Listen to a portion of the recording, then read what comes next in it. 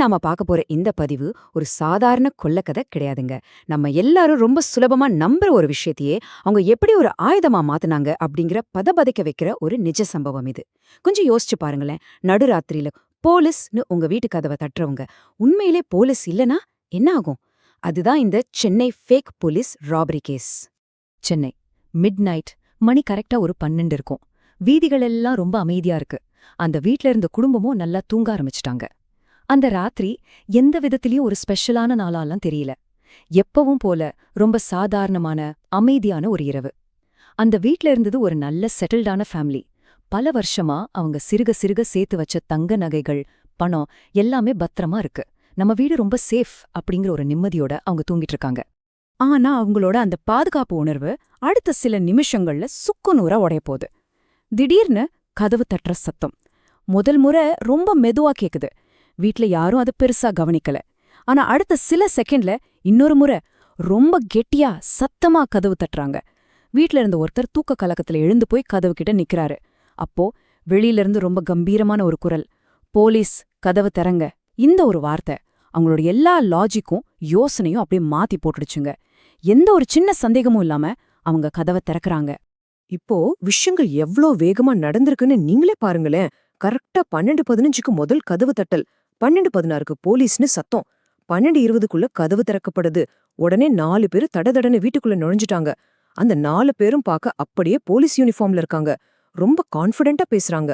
RAD வந்திருக்கோம், உங்க மேல ஒரு கம்ப்ளைண்ட் வந்திருக்கு, உங்களோட கோஆபரேஷன் எங்களுக்கு வேணும் அப்படின்னு சொல்றாங்க. அவங்க பேசுற அந்த டோன், அவங்களோட அந்த லுக், இது எல்லாமே ஆமா இது உண்மையாலுமே போலீஸ் ரேடு தானே அந்த குடும்பத்தை முழுமையா நம்ப வச்சிடுச்சு. ஆரம்பத்துல அவங்க வீட்டுக்குள்ள செக் பண்ண ஆரம்பிக்கும்போது ஏதோ ஒரு நார்மலான செக்கிங் மாதிரி தான் தோணுச்சு. ஆனா அடுத்த சில நிமிஷங்கள்ல சீன் அப்படியே மாறுது. வந்த அந்த 4 பேரும் சடனா ரொம்ப ஸ்ட்ரிக்ட் ஆகுறாங்க. எங்களுக்கு ஒழுங்கா ஒத்துழைச்சா உங்களுக்கு நல்லது அப்படின்னு ஒரு மிரட்டல் தொனியில சொல்றாங்க. அது வரைக்கும் பாதுகாப்பா ஃபீல் பண்ண அந்த குடும்பம் இப்போ ஒரு விதமான பயத்துல உறைஞ்சு போறாங்க. நிலைமை நம்ம கையை விட்டு போகுதுன்னு அவங்க உணர ஆரம்பிக்கிறாங்க. இதுதாங்க இந்த சம்பவத்தோட ரொம்ப ரொம்ப அதிர்ச்சியான பகுதி. அந்த குடும்பத்துல இருந்த எல்லாரையும் ஒன்னா சேர்த்து ஒரு ரூம்ல கூட்டிட்டு போய் பூட்டிடுறாங்க. வெளியில யார்கிட்டயும் பேச முடியாதபடி அவங்களோட மொபைல் போன் எல்லாத்தையும் பிடுங்கி வச்சுக்கிட்டாங்க. அந்த ரூமுக்குள்ள மாட்டிக்கிட்ட அந்த நொடியில தான் அவங்களுக்கு ஒரு கொடூரமான உண்மை புரிய ஆரம்பிக்குது. வெளியில இருந்து அவங்களுக்கு சில சத்தங்கள் மட்டும்தான் கேக்குது. அலமாரி திறக்கிற சத்தம், பொருட்கள், நகைப்பெட்டிகள் எல்லாம் மூவ் ஆகுற சத்தம். ஒவ்வொரு சத்தமும் அவங்களோட வாழ்நாள் சேமிப்பு அவங்கள விட்டு போயிட்டு இருக்கு அப்படிங்கறத அவங்களுக்கு உணர்த்துது. அவங்களால எதுவுமே பண்ண முடியல. ஆமாங்க, அவங்க நினைச்சது சரிதான். இது ஒரு போலீஸ் ரீடே கிடையாது. இது ஒரு பக்காவான கொள்ளை. அதுவும் ஏதோ ரோட்ல போறவங்க வீட்டை பார்த்து திடீர்னு பண்ண திருட்டுலாம் கிடையாது. இது ரொம்ப ரொம்ப தெளிவா பிளான் பண்ணி பெர்ஃபெக்ட்டா எக்ஸிக்யூட் பண்ணப்பட்ட ஒரு டார்கெட்டட் ராபரி. எந்த வீட்ல எந்த நேரத்துல எப்படி நுழையணும்னு ரொம்ப துல்லியமா ஸ்கெட்ச் போட்டு பண்ணப்பட்ட ஒரு சம்பவம். இதுல ரொம்ப ஆச்சரியமான, அதே சமயம் பயமுறுத்துற ஒரு விஷயம் என்ன தெரியுமா? 1 மணி நேரம், சுமார் 1 மணி நேரம் அந்த கேங் ரொம்ப அமைதியா, ஒரு துளி கூட பதட்டமே இல்லாம அந்த வீட்டுக்குள்ள தேடி இருக்காங்க. வீட்ல எங்க என்னென்ன பொருட்கள் இருக்குன்னு அவங்களுக்கு ஏற்கனவே அத்துப்படியா தெரிஞ்ச மாதிரி ரொம்ப ஈஸியா தேடி எடுத்திருக்காங்க. வீட்ல இருக்கவங்க நம்மள எதிர்க்க மாட்டாங்கன்ற அந்த தைரியம், அவங்க நினைச்ச காரியத்தை முடிச்சிட்டு ஒரு சின்ன தடயமும் கூட இல்லாம ரொம்ப கூலா அந்த இடத்த விட்டு எஸ்கேப் ஆயிட்டாங்க. இது எப்படிங்க சாத்தியமாச்சு? இந்த குற்றத்தோட முழு சைக்காலஜியையும் நீங்க கவனிச்சீங்கன்னா ஒரு 3 முக்கியமான விஷயங்கள் உங்களுக்கு புரியும். 1, இன்சைட் இன்ஃபர்மேஷன். யாரோ அந்த வீட்டை பத்தி, யார் யார் வீட்ல இருக்காங்க, நகைகள் எங்கே இருக்குன்னு முன்னாடியே பக்காவா தெரிஞ்சு வச்சிருக்காங்க. 2வது, போலீஸ் வேஷம். ராத்திரியில ஈஸியா உள்ள போறதுக்கு அவங்க தேர்ந்தெடுத்த வழி இந்த போலீஸ் அப்படிங்கிற அடையாளம். 3வது, ட்ரஸ்ட் மேனிபுலேஷன். அதாவது நம்மளோட நம்பிக்கைய அவங்களுக்கு சாதகமா மாத்திக்கிட்டாங்க. இந்த 3ம் சேர்ந்ததால தான் எந்த ஒரு எதிர்ப்பும் இல்லாம அவங்களால சுலபமா வீட்டுக்குள்ள நுழைய முடிஞ்சது. இத எப்படி யோசிச்சு பாருங்களேன். ஒரு சாதாரண திருடன் வந்து கதவை தட்டுனா நம்ம கண்டிப்பா கதவை திறக்க மாட்டோம், சரியா? ஆனா நடுராத்திரியில போலீஸ் அப்படின்னு சொன்ன உடனே நம்ம மூளை எந்த கேள்வியும் கேட்காம கதவை திறக்க சொல்லி உத்தரவு போடுது.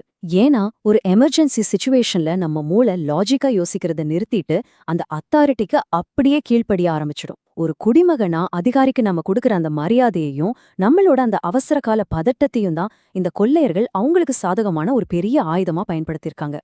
அந்த கொள்ளையர்கள் எல்லாம் போனதுக்கு அப்புறம் கொஞ்ச நேரம் கழிச்சு அந்த குடும்பத்தினர் ஒரு வழியா அந்த ரூமை விட்டு வெளியே வராங்க.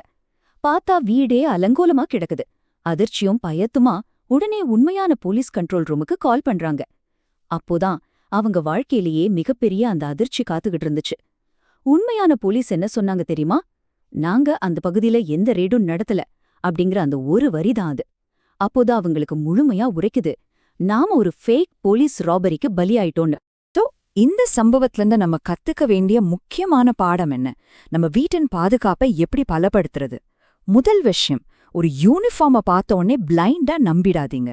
ராத்திரியில வீட்டின் பாதுகாப்பை ஆக்டிவா வச்சுக்க கதவை முழுசா திறக்காம செயின் லாக் போட்டுட்டு பேசுங்க. அவங்க ஐடி கார்டு கேட்கலாம். எல்லாவற்றிற்கும் மேலாக அவங்கள வெளியவே நிக்க வச்சுட்டு உண்மையான போலீஸ் கண்ட்ரோல் ரூம்க்கு, அதாவது 100க்கு ஒரே ஒரு ஃபோன் கால் பண்ணி கன்ஃபார்ம் பண்ணுங்க. நீங்க எடுத்துக்கிற அந்த ஒரு நிமிஷ தாமதம் தாங்க இந்த மாதிரி கொள்ளையர்களோட மிகப்பெரிய ஆயுதத்தையே சுக்குநூறா உடைக்கும். கடைசியா உங்ககிட்ட நான் ஒரு கேள்வி கேட்க விரும்புறேன். இன்னைக்கு ராத்திரி உங்க வீட்டு கதவை யாரோ தட்டி போலீஸ் அப்படின்னு சொன்னா நீங்க என்ன பண்ணுவீங்க? கொஞ்சம் யோசிச்சு பாருங்க. ஏன்னா அவசரப்பட்டு நாம எடுக்கிற ஒரு செகண்ட் முடிவு நம்ம வாழ்க்கையில எவ்ளோ பெரிய இழப்பை ஏற்படுத்தும் அப்படிங்கிறதுக்கு இந்த சென்னை சம்பவமே ஒரு பெரிய உதாரணம். சோ எப்பவும் விழிப்புணர்வோட இருங்க. இது மாதிரி இன்னும் பல உண்மையான சுவாரஸ்யமான விஷயங்களை தெரிஞ்சுக்க கண்டிப்பா நம்ம சேனலை சப்ஸ்கிரைப் பண்ணுங்க. இந்த பதிவு உங்களுக்கு யூஸ்ஃபுல்லா இருந்தா லைக் பண்ணுங்க. உங்களோட கருத்துக்களை காமெண்ட்ல சொல்லுங்க. மீண்டும் சந்திப்போம்.